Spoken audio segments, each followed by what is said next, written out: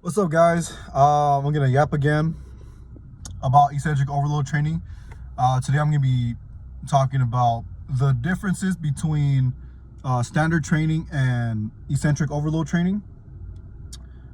So we all know that there's two phases to lifting. We have the concentric phase and the eccentric phase, right? The eccentric phase, you're gonna be able to handle about 20 to 50% more load than the concentric. What standard training is, you're using one weight for both phases of the lift. Even though you're in the eccentric phase, you can handle 20 to 50% more. So I feel like there's some underutilization for the eccentric phase. There's some untapped potential that you're missing. You know, you're losing some gains on the table by not utilizing that we could use more weight in the eccentric phase and the concentric. And that's where eccentric overload training comes in. So some differences between those two training is going to be the satellite cell activation. So in standard training, you will get some muscle damage, not as much as eccentric overload, but you'll get some. So it's going to be very moderate. You're going to get a moderate amount of satellite cell activation. And with that, you're going to have a limited myonuclear accretion rather than eccentric overload training when you're getting high mechanical tension, like peak mechanical tension, which is going to force more satellite cell, or it was going to force satellite cell fusion with the muscle, and it's going to donate more myonuclei.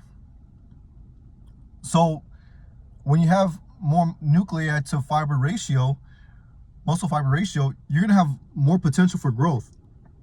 So that's a difference between the two trainings, is going to be the amount of nuclei you're going to get from each training. So with standard training, it's going to be very moderate, and you're going to get limited amount of nuclei donated.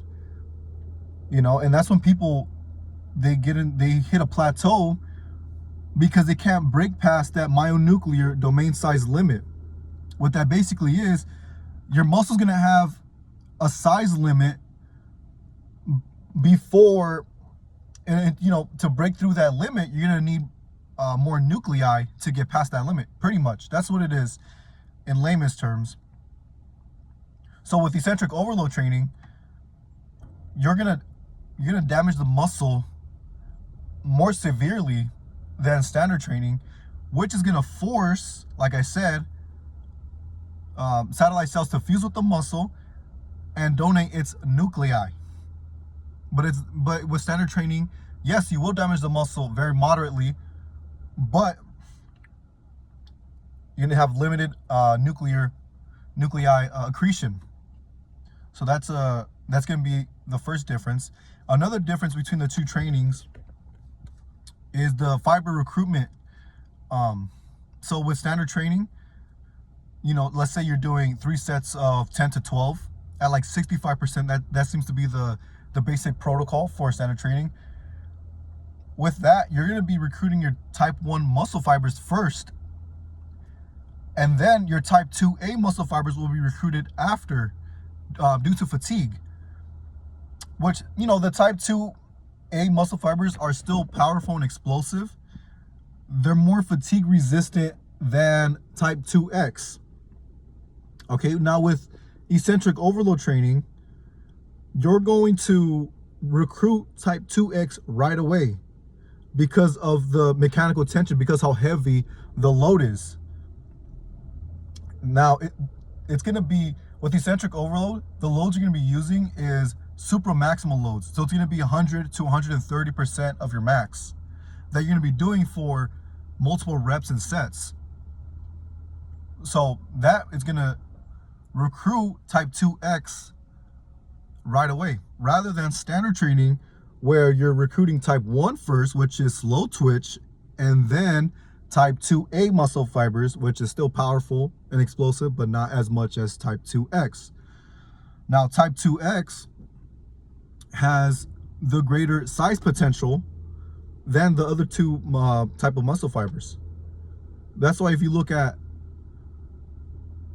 sprinters and marathon runners, sprinters have more type 2X muscle fibers than marathon runners that have type 1 muscle fibers, predominantly. You know, like I did say type 2A, but still, they're not as big as or have size potential like type 2X. So that's the difference. Now, another difference is going to be the damage that each training causes. So with standard training, you're going to get a moderate amount of damage, which is, you know, everybody's done this. You're going to, when you're training a muscle twice a week, you're going to be sore for about a day or two, and you're going to be able to lift again in like 48 to 72 hours. You know, you're going to get moderate sarcomere disruption, which is going to cause moderate muscle damage.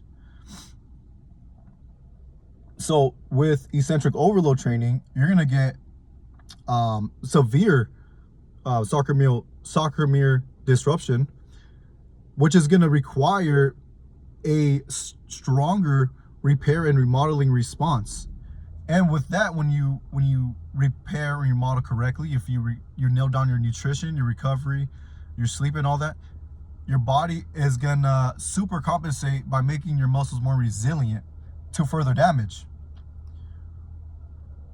So with that, the recovery of the two different trainings are going to be different. So with standard, you're going to be able to recover within 40 to 72 hours.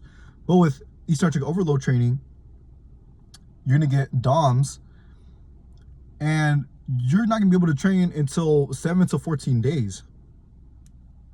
But the trade-off is you're going to have greater hypertrophy potential. When I'm talking about hypertrophy, I'm talking about myofibrillar hypertrophy. And that's going to be another difference between the two trainings. Because with standard training, yes, you're getting not little, but you're getting moderate myofibrillar hypertrophy. But you're mainly getting sarcoplasmic hypertrophy, which is just the fluid inside the muscle, not the actual contractile tissue. You know, and with eccentric overload training, since you're getting severe muscle damage, you're severely disrupting the sarcomere. When it repairs and remodels, you're going to get greater myofibrillar hypertrophy than standard training. So that's another difference. So I'm not saying that standard training, you're not going to build any muscle. You obviously are. I mean, just look at the top elite naturals that are on YouTube. Yeah, they have a lot of muscle, but that's years of standard training.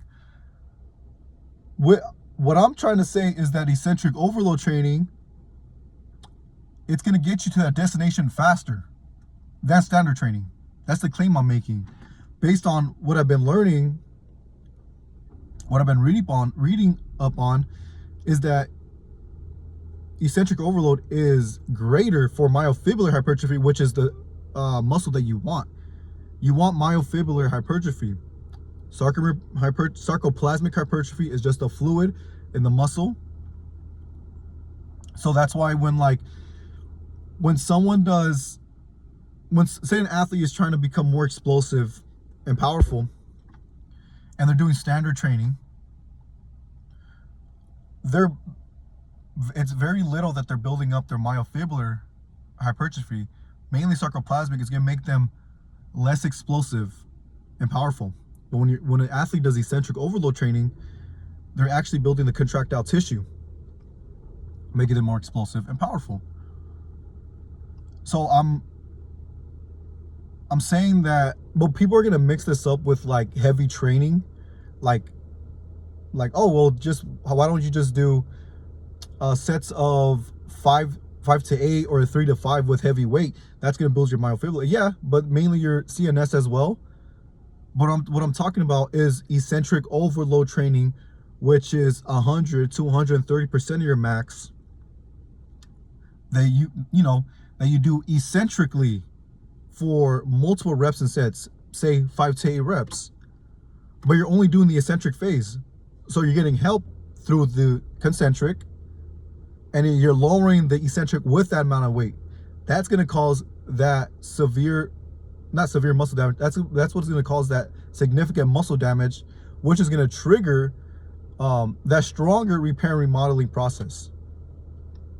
So I'm not saying standard training is not going to build muscle. It is, but slower than eccentric overload training, which is going to help you build muscle like 40% faster. So just try it out. Let me know how it works for you guys. You guys won't see results in maybe until like 6 to 8 weeks is when you guys actually will start seeing results from eccentric overload training, or even right away. I seen it like 4 weeks. I seen it in like 3-4 weeks. I seen some like significant amount of results, but just give it some time. Give it a try. Go for DOMs every week. So try to damage your muscles every week. That's a good sign that you're doing it right. If you're getting soreness, like pretty severe soreness, if you're getting soreness, you won't be able to train twice a week that muscle. You're gonna have to wait 7 days. So just give it a try, guys, and let me know. Those are the differences between standard and eccentric overload training. Thank you. Peace.